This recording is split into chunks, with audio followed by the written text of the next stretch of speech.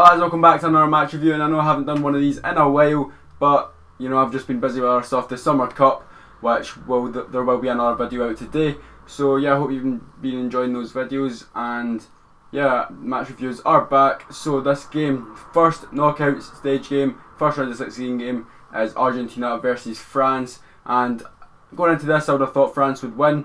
I mean, if you watch my predictions video, I've got France in to win the whole thing, and they took one step closer to that today. 4-3 the game finished.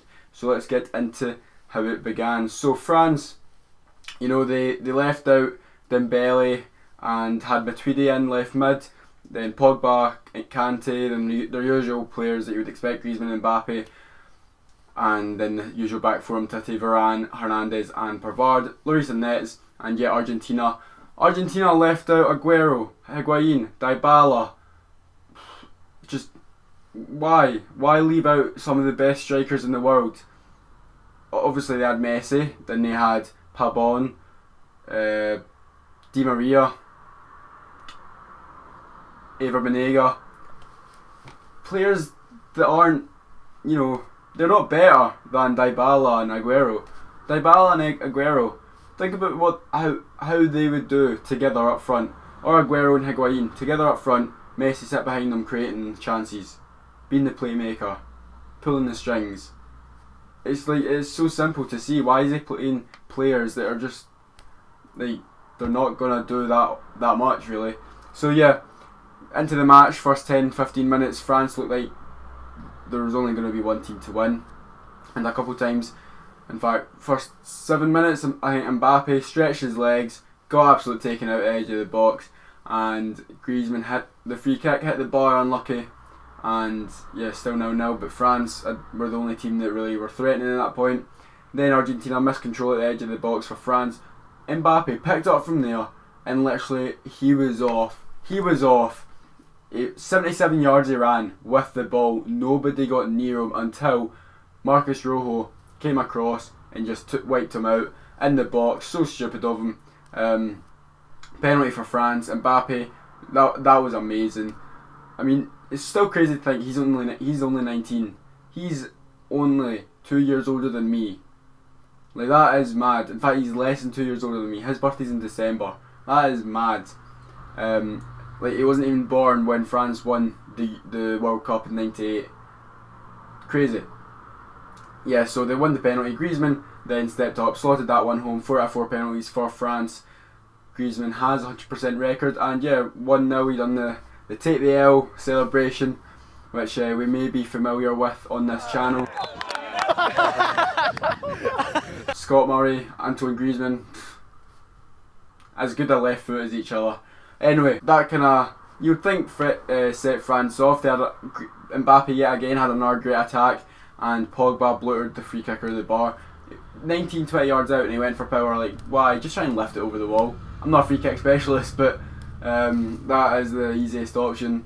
And yeah, so France kind of went quiet a bit. They came forward a few times. Griezmann got it at the byline and cut it back, but the keeper saved it.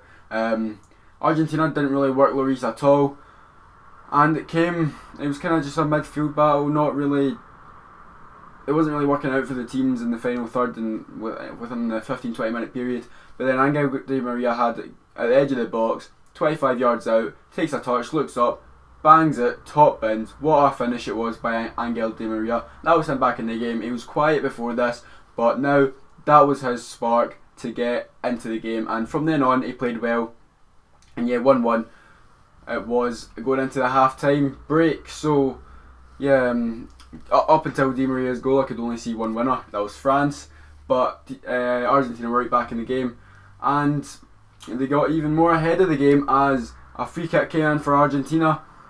It got headed out, Messi picked it up at the edge of the box, tried the shot, wasn't the best of shots, but Marcado, right, the fullback for Argentina, right, he got a wee touch onto it, deflected it, sent Lloris the wrong way. 2-1 Argentina. Nobody would have thought it, and oh boy, Messi's actually done something this tournament. You know, I mean, he scored against Nigeria, but he's definitely not doing a lot. In fact, a few boys in the group chat, they were talking about the game, he was. They were saying that Messi was hiding this game, saying when Argentina players have the ball, he was sitting behind the defender, so they couldn't pass to him. So he was out the line of sight because he doesn't want to be in those positions with the ball. He wants to be driving it, players. He doesn't want to be out wide getting the ball. So yeah, they might have had the point, but I couldn't really see it in the second half. Maybe it was just more in the first half. But yeah, so 2-1 to Argentina, and it looked as if, wow, Argentina might actually just pull this off again. But not to worry, as Pavard, the right back, Pavard. Just like Nacho Fernandez did against Portugal, came to him outside the box, leaned back, just hit under it. Oh, it was a beauty, hit under it. It just spun into the top corner, beautiful goal. 2-2, and France right back in the game. Oh, it was such a nice goal. Like that tops Nacho Fernandez's, and in fact that is the best goal of the tournament so far. Quaresma's against Iran was great. Like that is his specialty outside of the foot. But Pavard, that was amazing. The technique, he was literally leaning back so much and just swept under it, and the spin just, it was beautiful. And yeah, so 2-2, and it wasn't long till France took the lead as Hernandez had it down the left hand side, swung it in, good cross in, Matuidi had a shot, got blocked, fell to MBAPPE, fake to shoot by his man, shot along the ground, and the keeper probably should have done better, if I'm honest. He definitely should have done better. He probably should have saved it with his feet, but he went with his hands. And 3-2, Kylian Mbappe, second goal of the tournament. What a man! What a boy! And yeah, then just only 5-10 minutes later, the commentators were actually just talking about how he wasn't born when France won in '98. Matuidi plays it through to Giroud. Giroud takes a touch, slots it through to Mbappe, right foot, shows he's good with 2 feet as well. Right foot, far bottom corner, 4-2 to France, and that was it. Game over. Well, you would think anyway. But yeah, great finish by Mbappe, great move by France. Altogether, Mbappe now 3 goals in the World Cup in his debut World Cup as a teenager. That's just insane. It is genuinely just insane. It's crazy to think about that. So yeah, Mbappe, 3 goals, only 2 goals behind the top goal scorer, going for that golden boot. Whether he'll get it or not, he easily could. If France keep creating chances for him, they'll finish him. In fact, he can create chances by himself anyway. So yeah, 4-2, and I feel sorry for the Argentina fans. The South American fans are great. You saw when Peru went out, all the fans were buzzing against France. They lost.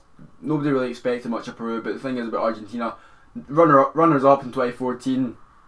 Everyone expects them to do stuff because they've got Messi and a couple other decent players, but they're really rank rotten this year. So you feel sorry for the fans because they would be expecting a lot, and they got to the knockout stage, which was really lucky of them. But yeah, so the Argentina fans, well played. They've played their part in this tournament, but it's time for them to go home. But they thought that, but they had a little bit of hope when Messi had it, 90th minute, 30 yards out, swings it in back post, Kun Aguero, brilliant header into the corner. It's a great header, and 4-3, 2 minutes left, game back on. Can Argentina do it? But there's one little guy that stood in that path, in the way. Nicolas Otamendi. Do you remember against Croatia when he smashed it against Rakitic's head? Yeah, he only went and done it against Pogba, except he didn't do it to his head, he done it to his back. He was probably aiming for his head. Pogba was on the ground and Otamendi just comes in and smacks it off him. That's like, how is that not a red card? The whistle was blown and he is deliberately just going and smashing it off the player. That's equivalent to just going up and just kicking him in the back of the head. There's not a lot of difference. And yes, since that was twice that he's done it, the ref should have known that it's not accidental. But yeah, he only got a yellow card for that. Giroud got a yellow card for his protest against it. And then one last chance from Argentina. Down the left hand side, Aguero gave it on and crossed into the box. one of the Argentina players got a touch onto it, went over the bar, and that was that. 4-3 full time, France into the quarterfinals. Ali LeBleu, and yeah, leave down below what you thought of the game. Any feedback is much appreciated, and I'll see you in the next video. Bye.